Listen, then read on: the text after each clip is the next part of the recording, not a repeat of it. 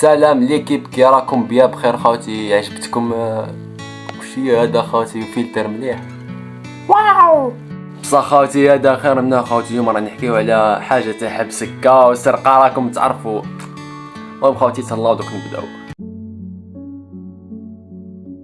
سلام خوتي، جيسبر تكونوا بخير. المهم خوتي اليوم جبت لكم حكايه فرع الاخر. المهم ما نحاج سجلوا رواحكم برك، على بالي هذه الحكايه تعجبكم. المهم خوتي اليوم راح نحكي لكم على اكبر سجن في العالم من ناحيه الحراسه، ويعتبر من اخطر السجون في العالم. ويا الحاج سمو سجن الكاتراز جاي في الامريكان. وحاجه لازم تعرفوها خوتي، بلي سجن الكاتراز ملي فتحوه قعد 30 سنه وتقفل صاي. تما خوتي الحبس اللي دخلوا لهذاك الحبس 30 سنه وصاي، تما بدلوا لها بدلوا لها من الحبس هذاك خوتي. المهم خوتي نتوما راح تتسائلوا تقولوا علاه حتى قفلوا الحبس هذاك، واش صرا؟ المهم خوتي راه نقول لكم انا صراو فيه واحد العفايس، بصح العفايس هادو ما نقول لكم شغل الحكايه جايه بالعقل بالتسلسل، تما تبعوها مليح وسجلوا رواحكم هذه كيف. وخلونا نبداو على بركه الله.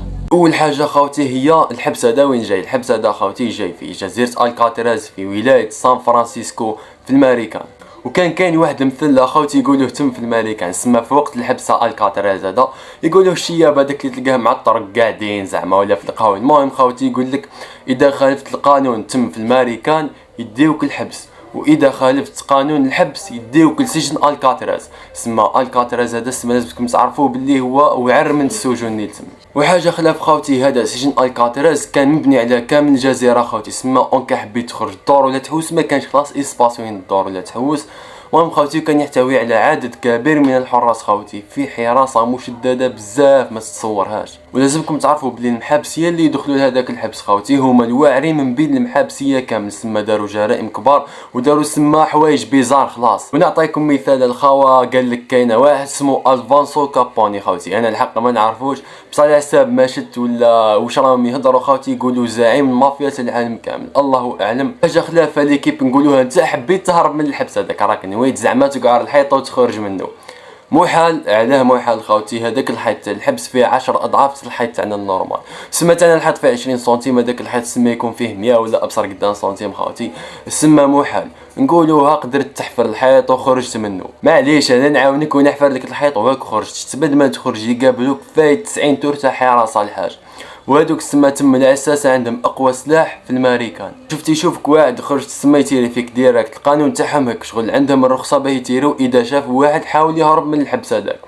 وثاني مدربين درجه كبيره خلاص ما تصورهاش. سما واحد عنده سنايبر ديريكت في الراس يحط لك سلام عليكم، ولا كان ما قالتكش سما هذاك راح تلقى 10 وراه. سما راك ميت الحاج ما فيهاش. كما قلت لكم خوتي الهروب من تم شبه مستحيل، ماشي مستحيل خلاص بصح صعيب بزاف. وفي سجن الكاتراز خوتي صارت 14 محاولة هروب وداروها 36 محابس. يسمى كل مرة يهربوا 3 4 في بعضها. من بين 36 محابس هذوك اللي داروا محاولة الهروب خوتي حكموا 24 واحد فيهم، والباقي سواء ماتوا سواء غرقوا ما على بالناش. وكاين 5 فيهم لحد الان ما على بالهمش كيفاه صرا لهم. درك لا كان ماتوا ولا نجحوا في عملية الهروب حنا ما على بالناش. المهم خوتي بين الخمسة هادو خوتي اليوم راح نحكي لكم على 3 كيفاه قدروا يهربوا من الحبس، وكفاه خطة الوحدة تعتبر من أكبر عمليات الهروب من السجن في العالم. ويا خوتي نقول لكم برك بلي الخطة تاعهم قعدت قريب عام وهما يخطوا باه قدروا يهربوا. المهم خوتي دوك تفهموا الحكاية. في ديسمبر 1961 خوتي كاينين واحد 3 دخلوا من الحبس، 2 خاوة وواحد ولا صاحبهم انتيم بزاف. المهم خوتي وهادو داروا واحد الخطة انتيليجون بزاف هاربة الحاج ما تتصوروهاش. الاول خوتي اسمه فرانكلين موريس، وهو كان صاحب الخطه وهو كان العقل المدبر تاع الخطه خوتي. كان مخو يخدم ان نورمال، يسمى انتيليجون فريمون على الاخر. ومن صغرو خوتي هو السرقه والقتيله والجرائم راكم تعرفوا خوتي. وهو كان صغير سما تخيلوا اول مره يدخل الحبس كان في عمره 14 سنه. والزوج الاخرين كانوا خوا خوتي جون وكلارنس انجلين. كانوا ناس ملاح بزاف وعاقلين، شغل جرائم تاعهم جايين شغل سرقه برك، جامي يقتلوا واحد ولا داروا جريمه كبيره. دوك نتوما تسالوا خوتي تقولوا كيفاه هادو كانوا يسرقوا برك سما ودخلوا لسجن الكاتراز. دوك نفهمكم خوتي هادو كيسرقوا اول مره دخلوا من سجن عادي، ومن الحبس هذاك سما سياو يهربوا 4 مرات. المره الرابعه حكموهم وبعثوهم لسجن الكاتراز سما باه ما يقدروش يهربوا، ورغم ذلك قدروا يهربوا. درك خوتي نحكيو على الخطه الاسطوريه الهاربه خوتي الواعره بزاف اللي ما تتصوروش كيفاه داروها خوتي. لازم يكون عندكم تخمام هارب صح فريمون انتيليجون. واللي سببها كان موريس هذاك خوتي لقيت كفار نوصفو. المهم خوتي تبعوا معنا برك.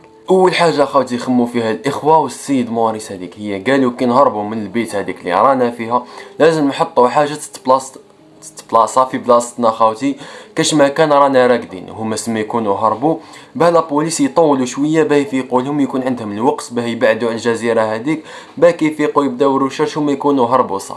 ابليس ما يخممش هيك. دونك موريس واش قال الخاوه؟ قال لهم دوك لازمنا ندبروا الشمع وندوبوه ونخدموا به ريصان، وقال لهم نروحوا وين بلاصه يحفوا تم في الحبس، سما الحفاف تاع الحبس. قال لهم نلموا شعر نحطوه في كروشنا وندخلوه للبيت تاعنا سما الحبس تاعهم، ويلصقوه في هذوك السما الرؤوس اللي يخدموهم على شكل رؤوس تاع عباد نورمال، وقال لهم نحطوهم دايرين الحيط سما بك يشوفوهم العساسه تاع الحبس يحسبوهم سما راهم راقدين وهما غير شمع. الاخوه عجبتهم الخطه بزاف خوتي، بداو راحوا لموا الشموع، راحوا لموا الشعر، داروا ريصان هذوك حطوهم في جهه، والعمليه تاعهم الاولى سيخلصوها وكانت ناجحه.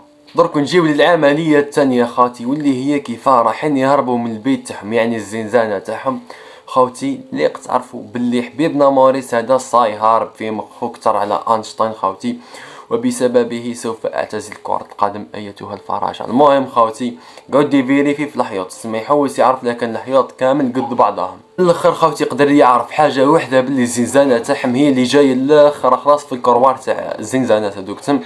المهم خوتي من قدامهم عندهم سما الحدايه تاع الحبس، ومنه كاين حيط اللي يفصل بينه وبين المحابسيه الاخرين، ومن وراهم كان حيط اللي يفصل بين الزنزانه تاعهم وبين برا فيه 10 اضعاف. ومنه واش كاين واحد الحيط اللي كنت تحفر تحته تلقى واحد الشباك اخوتي، كنت تنحيه تلقى سما ديك البلاصه اللي يفوتوا منها تويوات تاع التريسيتي وتاع الماء وتاع الغاز، كشغل القبو هكا. كيفاه عرف؟ ما على بالناش خوتي، المهم عرف وخلاص. اول حاجه قالها للاخوه هي قال لهم لازمنا نحوسوا على معدات باه نحفروا منها، ماشي سهله شغل باه تحفر في حيط حفره قد الكور تاعك بدون معدات. موريس كالعاده خوتي عرف باللي كاين واحد البلاصه قدام الساحه تاع الحبس ما يدوروا فيها المحابسيه يخدموا فيها السلاح والمعدات الطبيه تاع اللي تم يخدموا في الحبس. قال لهم نسيو نجيبوا اي حاجه ولا نسرقوا اي حاجه من هذيك البلاصه اللي يخدموا فيها السلاح، وقال لهم كي تعودوا تاكلوا ولا تعودوا تدوروا في الطريق وتلقاو اي حاجه سما حديده ولا سلك ولا اي حاجه تقدر تعاوننا جيبوها حطوها في كرشكم وندخلوها معنا للزنزانه. دونك قعدوا 4 شهور وهما يلموا في الوسائل والمعدات باه يحفروا الحيط، وكنت تعرفوا هذوك من ديسمبر لمارس. في مارس 1962 كانوا صاي يلموا الوسائل تاعهم والمعدات، مغارف فراش تحدايد اسلاك ما على باليش انا وشي هذوك. المهم خوتي اي حاجه قادره تعاونهم لموها، وبداو يحفروا في هذاك الحيط خوتي بالعقل سما جايبينها بشويه. راكم تعرفوا بصح هما كانوا انتيليجو على الاخر خوتي. واش داروا هما؟ ما كانوش يحفروا ديريكت في الحيط هذاك باسكو رايحين يديروا الصوت ويتحلبوا لهم تمتا الحبس ويفيقوا لهم. خوتي في هذاك الحبس كان عندهم الحق باه يدومونديو اي حاجه يتلهاو بها، حاجه واحده شغل يتلهاو بها مثلا الشطرنج ولا اي حاجه. هما دومونداو آلة موسيقيه الاكورديون خوتي، واحد من الاخوه يعزف فيها باه يدير الصوت وما يسمعوش، والاخرين هم يحفروا خوتي. والعمليه الثالثه خوتي اللي يخموا فيها هي كي يهربوا من الحبس ويخرجوا، فراحين يقطعوا البحر هذاك من جزيره ايكاتراس حتى الماريكان. المهم خوتي هما كانوا مخبيين واحد الشغل كي لابويات تاع البحر منسوفين خاصين، كانوا مخبيينهم سما كي يخرجوا بعد يحطهم في البحر ويفحتوا سما السلام عليكم، سما كانوا موجودين كلش. دونك من مارس لجوان وهما يحفروا في الحفره هذيك باه خلصوها خوتي، سما 3 شهور وهما يحفروا. جوان 1962 صاي الحفره واجده، الريصان واجدين، البابورات واجدين، خاصهم غير يهربوا وخلاص. دونك موريس والاخوه تلموا، قال لهم موريس هذه هي ليلتنا، هذه هي ضربتنا، اليوم غادي نهربوا من الحبس. دونك الليله هذيك صاي هربوا من تم، ولا بوليس تاع الحبس هذاك قعدوا 2 جور باه فاقوا لهم باللي هذوك اللي كانوا راقدين غير ريصان تشمع وماشي تما. صاي لا بوليس عرفوا باللي 3 هذوك هربوا من الحبس، وهذيك هي اول عمليه هروب ناجحه في هذاك الحبس. من 1962 حتى 1972 خاوتي فاتوا 10 سنين على القضيه هذيك وقفلوها. من في الماريكان اي قضيه تفوت 10 سنين وما يحلوهاش يقفلوها ديريكت خاوتي. المهم والثلاثه هذوك اللي هربوا لحد الان مازالوا ما على بالهمش كي صرا لهم. ونعاودوا نرجعوا ل 1962 من هربوا هذوك 3 من الحبس هذاك. موراها بعام هذاك الحبس صاي قفلوه ورجعوه مكان سياحي، يجيوه السياح من كل العالم ويحوسوا فيه. المهم خوتي حنا تاني كش نهار نروحوا نضربوا دوره للحبس هذا نشوفوا الاجواء تم. المهم خوتي وصلنا الى نهايه الفيديو المتعوب فيه بزاف خوتي قداه يومين وانا المهم عقابو بربي ان شاء الله يصلح لنا ويطلع بربي ان شاء الله بربي ان شاء الله. السلام قولوا امين. وعلى بالي واحد النهار يوصل هذه اللقطه اللي وصل لهنايا احبك وخلصنا الفيديو والسلام عليكم. نتلاقاو في فيديو جديد خوتي. السلام.